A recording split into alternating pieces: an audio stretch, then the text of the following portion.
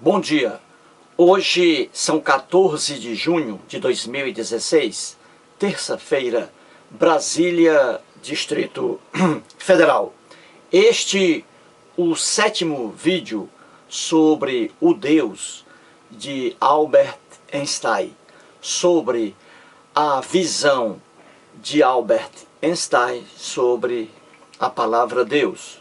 Muito bem, por que estou fazendo esses vídeos sobre o Deus de Einstein? Simplesmente para desmentir o que está escrito em livros religiosos, principalmente evangélicos, e também para desmentir o que circula aí em grande volume na internet. Dizem livros religiosos, principalmente evangélicos, e aí o povo na internet, que o Deus de Albert Einstein é o mesmo Deus judaico-cristão, o Deus da Bíblia hebraica e o Deus da Bíblia cristã, o que é um absurdo. Só pessoas realmente despreparadas, que não conhecem a visão de Albert Einstein sobre Deus, sobre religião, somente essas pessoas desavisadas é que caem nesse conto do vigário.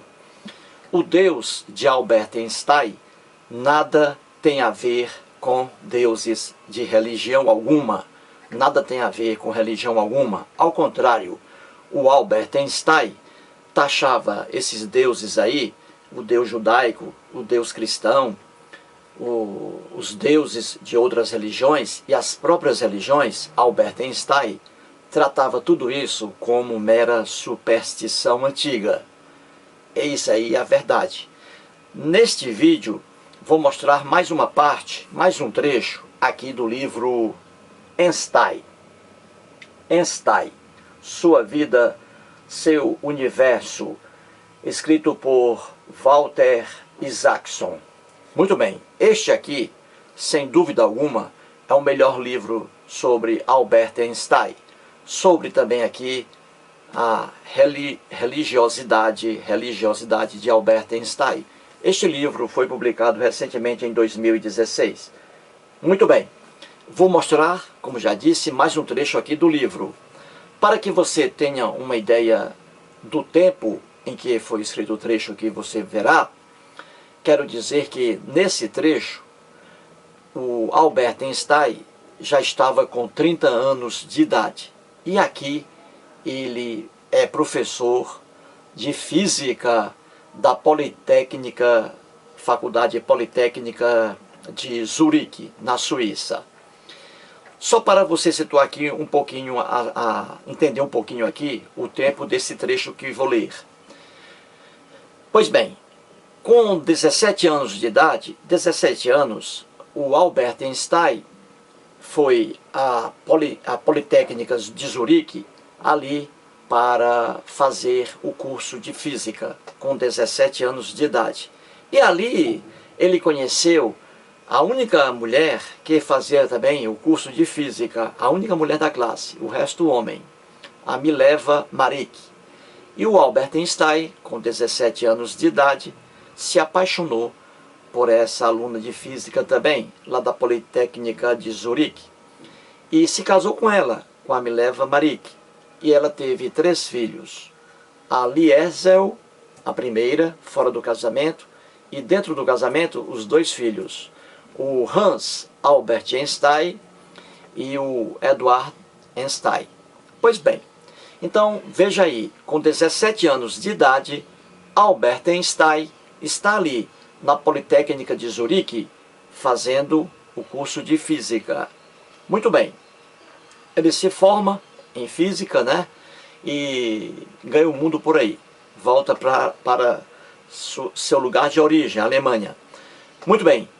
Pois bem, 13 anos depois de Albert Einstein ter chegado à Politécnica de Zurique para cursar física, 13 anos depois, ele volta à mesma Politécnica, à mesma faculdade onde cursou física, já ali na função de professor júnior dessa Politécnica de Zurique. Ou seja, o Einstein foi professor na própria faculdade em que se formou. Pois bem, e ali ele está, como professor júnior, ganhando 4.500 francos por mês. Muito bem, e um dinheiro ali insuficiente para ele. Pois bem, nesse momento em que o Albert Einstein é professor júnior dessa faculdade, ele fica sabendo que há uma vaga em outra faculdade mais famosa, que ficava em Praga. Praga, na época, ali pertencia ao Império Austro-Húngaro. Pois bem, e o Albert Einstein resolve pegar essa vaga nessa faculdade de Praga, para ali ser professor pleno de física. E ele foi aconselhado, recomendado, por outro cientista famoso, o Max Planck. Max Planck, o pai da física quântica. E ele discutia muito ali com o Albert Einstein, né? Isso aí é outra coisa. Pois bem, então o Max Planck, que seria o pai da física quântica, fez uma carta de recomendação a essa faculdade de Praga para o Albert Einstein. Então, o Albert Einstein era o primeiro indicado ao cargo de professor de física dessa renomada faculdade. E o que aconteceu? Apareceu outro doutor em física, austríaco e não alemão, como o Albert Einstein, e não judeu, e o Albert Einstein judeu, então apareceu outra pessoa para concorrer ao cargo com o Albert Einstein. E o Einstein perdeu o cargo lá de professor, porque a escolha era política. O ministro da Educação, lá de Praga, resolveu nomear o outro candidato, e não o Einstein. E por quê? O Einstein afirma, com certeza, porque ele era judeu, o Einstein. O outro não. O outro não era judeu e era austríaco. O Einstein era de fora, era alemão. Daí o Einstein perdeu a vaga, momentaneamente. Quando o outro candidato soube que ele assumiu o cargo e que o Einstein era o preferido, ele não aceitou o cargo, o outro candidato. Então o Einstein assumiu o cargo depois, nessa faculdade de Praga. E você verá aqui no trecho o problema sobre religião. E você verá mais uma vez que a religião para Albert Einstein é pura fantasia, pura ilusão.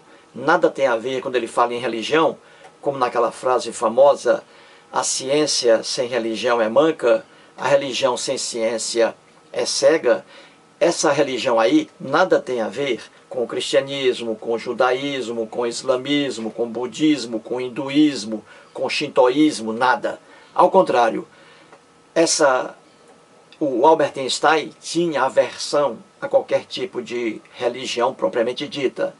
Então, Deus e religião, para Albert Einstein, nada tem a ver com Deus de qualquer religião. E religião ali também não é o termo propriamente dito. Pois bem, então vamos aqui a mais um trecho do livro, situando aí o Albert Einstein com 30 anos de idade e aí concorrendo a essa vaga na faculdade lá de Praga. Vamos aqui ao texto.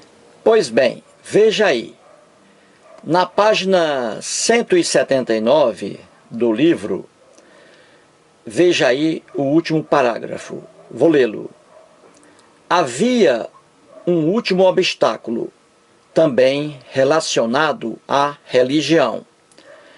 Ser judeu era desvantajoso.